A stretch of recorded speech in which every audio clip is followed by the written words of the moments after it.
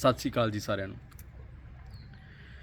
ਪਿਛਲੇ ਕੁਝ ਸਮੇਂ ਤੋਂ ਬਲਕਿ ਜਦੋਂ ਤੋਂ ਸੋਸ਼ਲ ਮੀਡੀਆ ਦੀ ਵਰਤੋਂ ਕਰ ਰਹੇ ਹਾਂ, ਦੇਖਣ ਵਿੱਚ ਆਇਆ ਕਿ ਸੋਸ਼ਲ ਮੀਡੀਆ ਪ੍ਰਤੀਕਰਮ ਤੇ ਆਲੋਚਨਾ ਦਾ ਖੁੱਲ੍ਹਾ ਤੇ ਵੱਡਾ ਮੰਚ ਹੈ। ਆਲੋਚਨਾ ਭਾਵੇਂ ਇੱਕ ਜ਼ਿੰਮੇਵਾਰੀ ਭਰਪੂਰ ਕਾਰਜ ਹੈ, ਪਰ ਸੋਸ਼ਲ ਮੀਡੀਆ ਇਸ ਸੰਕੋਚ ਦਾ ਮੁਤਾਜ ਨਹੀਂ। ਸੋਸ਼ਲ ਮੀਡੀਆ ਦੇ ਉੱਤੇ ਪਿਛਲੇ ਕੁਝ ਸਮੇਂ ਤੋਂ ਕੁਝ ਮੁੱਦੇ ਚਰਚਾ ਵਿੱਚ ਆਏ, ਜਿਨ੍ਹਾਂ ਦੇ ਉੱਤੇ ਗੱਲਬਾਤ ਬੜੀ ਸਾਰਥਿਕ ਹੋ ਸਕਦੀ ਸੀ, ਪਰ ਸੋਸ਼ਲ ਮੀਡੀਆ ਨੇ ਆਪਣੇ ਸੁਭਾਅ ਮੂਜਬ ਕੰਮ ਕੀਤਾ। ਸਭ ਤੋਂ ਪਹਿਲਾਂ ਗੱਲ ਕਰਾਂ ਗੁਰਪ੍ਰਤਾਪ ਸੂਰਜ ਗ੍ਰੰਥ ਦੀ। ਉਸ ਦੇ ਉੱਤੇ ਚਰਚਾ ਛਿੜੀ, ਲੋਕਾਂ ਨੇ ਆਪਣੇ ਪ੍ਰਤੀਕਰਮ ਦਿੱਤੇ, ਆਪਣੀਆਂ ਟਿੱਪਣੀਆਂ ਕੀਤੀਆਂ, ਔਰ ਇਹਨਾਂ ਟਿੱਪਣੀਆਂ ਦੇ ਦੌਰਾਨ ਲੋਕ ਧੜਿਆਂ ਦੇ ਵਿੱਚ ਵੰਡੇ ਗਏ। ਧੜਿਆਂ ਦੇ ਵਿੱਚ ਵੰਡਣ ਤੋਂ ਬਾਅਦ ਉਹਨਾਂ ਧੜਿਆਂ ਨੇ ਇੱਕ ਤਰ੍ਹਾਂ ਦਾ ਸ਼ਕਤੀ ਪ੍ਰਦਰਸ਼ਨ ਕੀਤਾ, ਔਰ ਉਸ ਸ਼ਕਤੀ ਪ੍ਰਦਰਸ਼ਨ ਦੇ ਵਿੱਚ ਜਦੋਂ ਜਾਲੀ ਅਕਾਊਂਟ ਤੇ ਫੇਕ ਆਈਡੀਆਂ ਸ਼ਾਮਲ ਹੋਈਆਂ ਤਾਂ ਇਹ ਸਾਰੀ ਚਰਚਾ ਸੰਦੇਹਪੂਰਨ ਹੋ ਗਈ। ਇਹ ਅਜਿਹੇ ਸਵਾਲਾਂ ਦੇ ਘੇਰੇ ਵਿੱਚ ਆ ਗਈ ਕਿ ਇਸ ਚਰਚਾ ਨੂੰ ਜਾਣਬੁੱਝ ਕੇ ਛੇੜਿਆ ਗਿਆ ਜਾਂ ਇਹ ਸੁਭਾਵਿਕ ਹੈ, ਕਿਉਂਕਿ ਕਿਸੇ ਗ੍ਰੰਥ ਉੱਤੇ, ਕਿਸੇ ਰਚਨਾ ਦੇ ਉੱਤੇ ਚਰਚਾ ਕਰਨ ਤੋਂ ਪਹਿਲਾਂ ਉਹਨਾਂ ਗ੍ਰੰਥਾਂ ਨੂੰ ਲਾਇਬ੍ਰੇਰੀਆਂ 'ਚ ਬੈਠ ਕੇ ਵਿਚਾਰਿਆ ਜਾਂਦਾ, ਪੜ੍ਹਿਆ ਜਾਂਦਾ, ਉਹਦੇ 'ਤੇ ਰਿਪੋਰਟਾਂ ਤਿਆਰ ਹੁੰਦੀਆਂ, ਫਿਰ ਵਿਦਵਾਨਾਂ ਦੀ ਕਚਹਿਰੀ ਵਿੱਚ ਰੱਖਿਆ ਜਾਂਦਾ। ਕੋਈ ਆਪਣੇ ਬੈਡਰੂਮ 'ਚੋਂ ਜਾ ਕੇ ਸਿੱਧਾ ਸੋਸ਼ਲ ਮੀਡੀਆ ਦੇ ਉੱਤੇ ਹੀ ਗੱਲ ਕਰਨ ਲੱਗ ਪਵੇ, ਅਜਿਹਾ ਗ੍ਰੰਥਾਂ ਦੇ ਮਾਮਲੇ ਵਿੱਚ ਨਹੀਂ ਹੋਇਆ ਕਰਦਾ। ਉਸ ਤੋਂ ਬਾਅਦ ਇਹ ਗ੍ਰੰਥ ਕੀ ਹੈ, ਇਸ ਗ੍ਰੰਥ ਦੇ ਵਿੱਚ ਕੀ ਲਿਖਿਆ ਔਰ ਇਹਦੇ ਬਾਰੇ ਗੱਲ ਕੌਣ ਕਰ ਸਕਦਾ, ਇਸ ਗੱਲ ਦੇ ਉੱਤੇ ਨਿਰਸੰਕੋਚ ਕੰਮ ਕੀਤਾ ਗਿਆ। ਇਹ ਗ੍ਰੰਥ ਇੱਕ ਮਹਾਂਕਾਵਿ ਹੈ। ਮਹਾਂਕਾਵਿ ਦੇ ਆਪਣੇ ਅਸੂਲ ਨੇ। ਮਹਾਂਕਾਵਿ ਲੰਬਾ ਸਮਾਂ ਯੂਨਾਨੀ ਤੇ ਭਾਰਤੀ ਪਰੰਪਰਾ ਦੇ ਵਿੱਚ ਇੱਕ ਵਿਸ਼ੇਸ਼ ਵਰਗ ਦੇ ਗਲਬੇ ਹੇਠ ਰਿਹਾ। ਉਹਨਾਂ ਨੇ ਇਸ ਨੂੰ ਲਿਖਣ ਦੇ, ਰਚਣ ਦੇ, ਪੜ੍ਹਨ ਦੇ ਅਸੂਲ ਤੈਅ ਕੀਤੇ ਨੇ। ਮਹਾਂਕਾਵਿ ਉਹਨਾਂ ਅਸੂਲਾਂ ਦੇ ਗਲਬੇ ਹੇਠੋਂ ਕਦੋਂ ਨਿਕਲਿਆ, ਇਸ ਗੱਲ ਦੀ ਕਿਹੜਾ ਟਿੱਪਣੀਕਾਰ ਚਰਚਾ ਕਰਦਾ, ਜਾਂ ਚਰਚਾ ਕਰਨ ਤੋਂ ਪਹਿਲਾਂ ਕਿਹੜਾ ਸੋਸ਼ਲ ਮੀਡੀਆ ਦਾ ਮੈਂਬਰ ਇਸ ਗੱਲ ਨੂੰ ਆਪਣੇ ਧਿਆਨ ਵਿੱਚ ਰੱਖਦਾ। ਕਵੀ ਨੇ ਇਸ ਰੂਪਾਕਾਰ ਦੀ ਵਰਤੋਂ ਕਿਉਂ ਕੀਤੀ, ਕਵੀ ਕਿਹੋ ਜਿਹੇ ਮਾਹੌਲ ਦਾ ਪ੍ਰਭਾਵ ਕਬੂਲਦਾ ਹੈ, ਕਵੀ ਨੂੰ ਕਿੰਨੀਆਂ ਭਾਸ਼ਾਵਾਂ ਆਉਂਦੀਆਂ ਨੇ, ਔਰ ਉਹਨਾਂ ਭਾਸ਼ਾਵਾਂ ਦਾ ਸੱਭਿਆਚਾਰ ਕੀ ਹੈ, ਉਸ ਸੱਭਿਆਚਾਰ ਦੇ ਲੋਕਾਂ ਦਾ ਕਿਹੋ ਜਿਹਾ ਖਿਆਲ ਹੈ, ਆਲਾ ਦੁਆਲਾ ਕਿਹੋ ਜਿਹਾ, ਸੱਭਿਆਚਾਰ ਦੇ ਲੋਕ ਕਿਸ ਗੱਲ ਨੂੰ ਕਿਵੇਂ ਦੇਖਦੇ ਨੇ, ਜਾਂ ਕਿਸੇ ਵਿਸ਼ੇਸ਼ ਸੱਭਿਆਚਾਰ ਦੀ ਸੰਕਲਪ ਭੂਮੀ ਕੀ ਹੈ, ਪ੍ਰਗਟਾ ਢੰਗ ਕੀ ਹੈ, ਉਹਨਾਂ ਦਾ ਸ਼ਬਦ ਭੰਡਾਰ ਕਿਹੋ ਜਿਹਾ ਹੈ। ਇਹ ਸਾਰੇ ਵੱਡੇ ਸਵਾਲਾਂ ਨੂੰ ਸਮਝਣ ਦੀ ਬਜਾਏ ਹਰ ਆਮ ਤੇ ਖਾਸ ਬੰਦਾ ਟਿੱਪਣੀ ਕਰਨ ਦੀ ਦੌੜ ਦੇ ਵਿੱਚ ਲੱਗ ਗਿਆ। ਇਸ ਦੌਰਾਨ ਮੈਂ ਬਹੁਤ ਸਾਰੇ ਲੋਕਾਂ ਨਾਲ ਗੱਲ ਕੀਤੀ, ਅਜਿਹੇ ਟਿੱਪਣੀਕਾਰਾਂ ਨਾਲ ਗੱਲ ਕੀਤੀ, ਔਰ ਇਹਨਾਂ ਦੇ ਵਿੱਚੋਂ ਬਹੁਤੇ ਅਜਿਹੇ ਮਿਲੇ ਜਿਨ੍ਹਾਂ ਨੇ ਇਸ ਗ੍ਰੰਥ ਨੂੰ ਪੜ੍ਹਨਾ, ਸੁਣਨਾ ਤਾਂ ਦੂਰ ਦੀ ਗੱਲ, ਹਾਲੇ ਤੱਕ ਦੇਖਿਆ ਤੱਕ ਨਹੀਂ। ਇਹ ਸੀ ਪਾਠਕਾਂ ਦੀ ਗੱਲ। ਹੁਣ ਦਰਸ਼ਕਾਂ ਦੇ ਮਾਮਲੇ 'ਚ ਜੇ ਗੱਲ ਕਰੀਏ, ਲਾਲ ਸਿੰਘ ਚੱਡਾ ਨਾਂ ਦੀ ਮੂਵੀ ਆਮਿਰ ਖਾਨ ਦੀ ਆਈ ਹੈ। ਉਸ ਦੇ ਬਾਰੇ ਵਿੱਚ ਬਹੁਤਾਤ ਲੋਕਾਂ ਨੇ ਬਿਨਾਂ ਦੇਖੇ ਤੋਂ ਪਹਿਲਾਂ ਹੀ ਆਪਣਾ ਪੱਖ ਤੇ ਵਿਰੋਧ ਚੁਣ ਲਿਆ। ਅਜਿਹਾ ਕਰਨ ਦੇ ਨਾਲ ਪੇਸ਼ਕਾਰੀ, ਉਹਦੇ ਵਿੱਚ ਕੀ ਵਿਸ਼ਾ ਹੋਊਗਾ, ਉਹ ਸਭ ਕੁਝ ਅਣਡਿੱਠ ਕਰ ਦਿੱਤਾ ਗਿਆ। ਇਹ ਸਾਰੀਆਂ ਚੀਜ਼ਾਂ ਕਲਾ ਦੇ ਉੱਤੇ ਪ੍ਰਭਾਵ ਪਾਉਂਦੀਆਂ ਨੇ, ਕਲਾ ਦੇ ਵਿੱਚ ਭ੍ਰਿਸ਼ਟਾਚਾਰ ਫੈਲਾਉਂਦੀਆਂ ਨੇ। ਅਜਿਹੀ ਧੜੇਬੰਦੀ ਤੋਂ ਹੀ ਅੱਗੇ ਜਾ ਕੇ ਸਰੋਤੇ ਪ੍ਰਭਾਵਿਤ ਨੇ।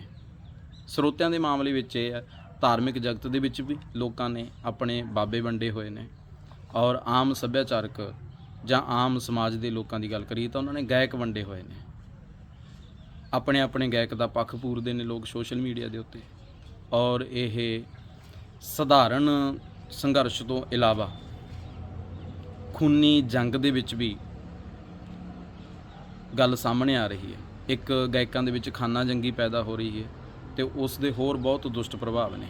ਇਸ ਦੀ ਬਜਾਏ ਇਸ ਗੱਲ ਉੱਤੇ ਚਰਚਾ ਕਰੀਏ ਕਿ ਸਰੋਤੇ ਆਪਣੇ ਆਪਣੇ ਪੱਖਾਂ ਦੇ ਗਵਈਆਂ ਦਾ ਪੱਖ ਲੈਂਦੇ ਨੇ, ਇੱਕ ਦੂਸਰੇ ਨਾਲ ਬਹਿਸ ਕਰਦੇ ਨੇ, ਗਾਲੀ ਗਲੋਚ ਕਰਦੇ ਨੇ ਸੋਸ਼ਲ ਮੀਡੀਆ 'ਤੇ। ਉਹ ਗਵਈਏ ਗਾ ਕੀ ਰਹੇ ਨੇ, ਲਿਖ ਕੀ ਰਹੇ ਨੇ, ਇਹਦਾ ਅਸਰ ਕੀ ਹੈ, ਇਹ ਜਾਂ ਤਾਂ ਬਿਲਕੁਲ ਹੀ ਇਸ ਗੱਲ ਨਾਲ ਸਾਡਾ ਕੋਈ ਤਾਲੁਕ ਨਹੀਂ, ਜਾਂ ਫਿਰ ਇਹ ਦੁਜੈਲੇ ਪੱਧਰ ਦੀ ਗੱਲ ਹੈ ਕਿ ਅਸੀਂ ਬਾਅਦ ਵਿੱਚ ਦੇਖਣਾ, ਪਹਿਲਾਂ ਅਸੀਂ ਕਿਸੇ ਦੇ ਪੱਖ ਵਿੱਚ ਜਾਂ ਵਿਰੋਧ ਵਿੱਚ ਵਿਚਰਨਾ ਹੈ। ਇਹ ਗੱਲ ਦਰਸ਼ਕਾਂ ਦੇ ਮਾਮਲੇ 'ਚ ਵਾਪਰੀ ਹੈ।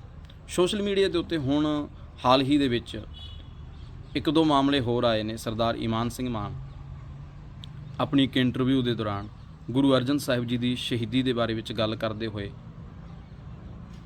ਅਚਾਨਕ ਗੁਰੂ ਅੰਗਦ ਦੇਵ ਜੀ ਦਾ ਨਾਮ ਲੈ ਲੈਂਦੇ ਨੇ। ਉਹਨਾਂ ਦੀ ਜ਼ੁਬਾਨ ਫਿਸਲ ਜਾਂਦੀ ਹੈ। ਉਹ ਆਪਣੀ ਇੰਟਰਵਿਊ ਦੇ ਦੌਰਾਨ ਕਈ ਵਾਰੀ ਗੁਰੂ ਸਾਹਿਬਾਨ ਦਾ ਨਾਮ ਲੈਂਦੇ ਨੇ, ਪਰ ਇੱਕ ਵਾਰੀ ਉਹ ਭੁਲੇਖੇ ਵਿੱਚ ਗੁਰੂ ਅੰਗਦ ਦੇਵ ਜੀ ਕਹਿ ਜਾਂਦੇ ਨੇ। ਟਿੱਪਣੀਕਾਰਾਂ ਨੇ ਧੜਾ ਧੜ ਇਸ ਗੱਲ ਦੇ ਉੱਤੇ ਟਿੱਪਣੀ ਕੀਤੀ ਕਿ ਈਮਾਨ ਸਿੰਘ ਮਾਨ ਨੂੰ ਇਤਿਹਾਸ ਦੀ ਜਾਣਕਾਰੀ ਨਹੀਂ। ਹੁਣ ਪਿਛਲੇ 2 ਕੁ ਦਿਨਾਂ ਦੇ ਵਿੱਚ ਲਾਲਜੀਤ ਸਿੰਘ ਪੰਜਾਬ ਦੇ ਵਜ਼ੀਰ ਨੇ, ਉਹਨਾਂ ਨੇ ਸਰਦਾਰ ਸੁਖਪਾਲ ਸਿੰਘ ਖਹਿਰਾ ਦੇ ਸੰਬੰਧ ਵਿੱਚ ਗੱਲ ਕਰਦਿਆਂ ਹੋਇਆਂ ਐਰਾ ਗੈਰਾ ਨੱਥੂ ਖਹਿਰਾ ਇਸ ਗਲਤ ਕਹਾਵਤ ਦੀ ਵਰਤੋਂ ਕੀਤੀ, ਜਿਹੜੀ ਗਲਤ ਤਰੀਕੇ ਨਾਲ ਲੋਕ ਪ੍ਰਵਾਨਗੀ ਲੈ ਚੁੱਕੀ ਹੈ। ਤਾਂ ਲੋਕ ਉਹਨੂੰ ਕਹਿ ਰਹੇ ਨੇ।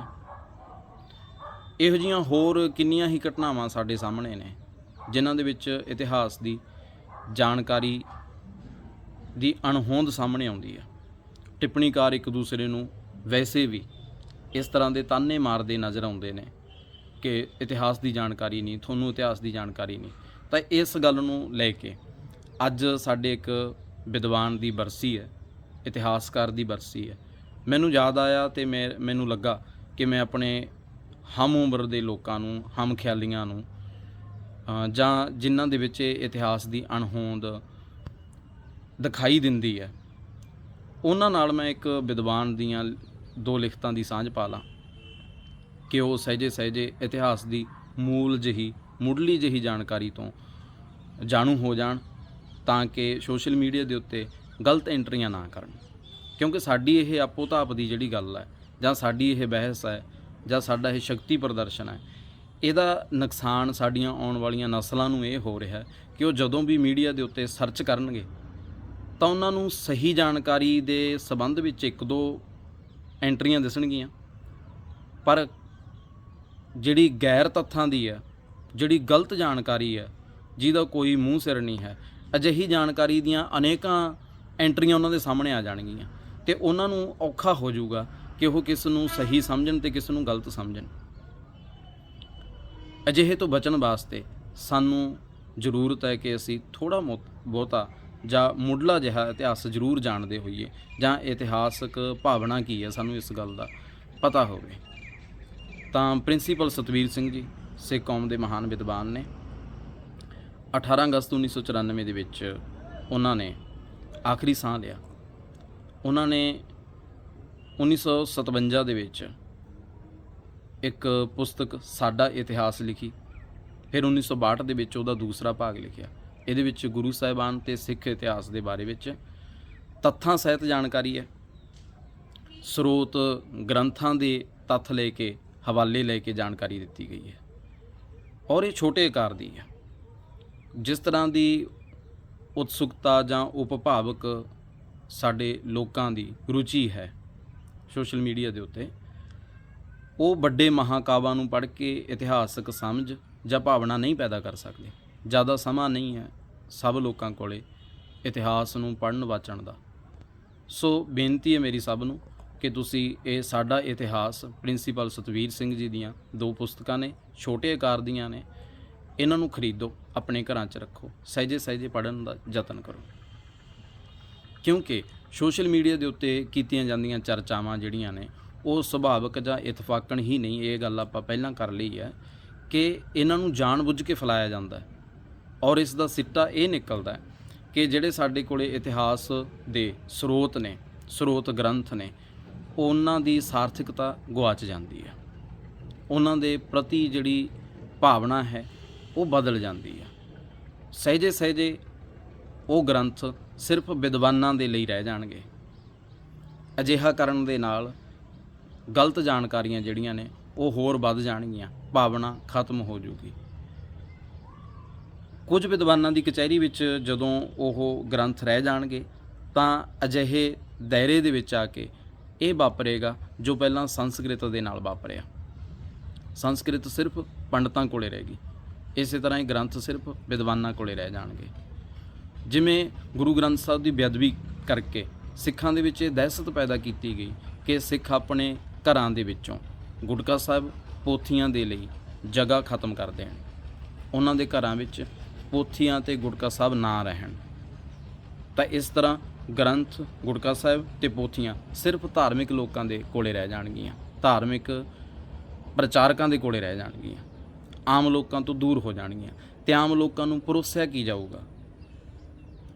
ਆਮ ਲੋਕਾਂ ਨੂੰ ਪਰੋਸਿਆ ਜਾਊਗਾ ਕਿ ਵੱਧ ਤੋਂ ਵੱਧ ਗੈਰ ਸੰਬੰਧ ਜਾਂ ਹੋਰ ਕਿੰਨਾ ਕੁਝ ਜਿਹੜਾ ਚਰਚਿਤ ਹੋ ਸਕਦਾ ਹੈ।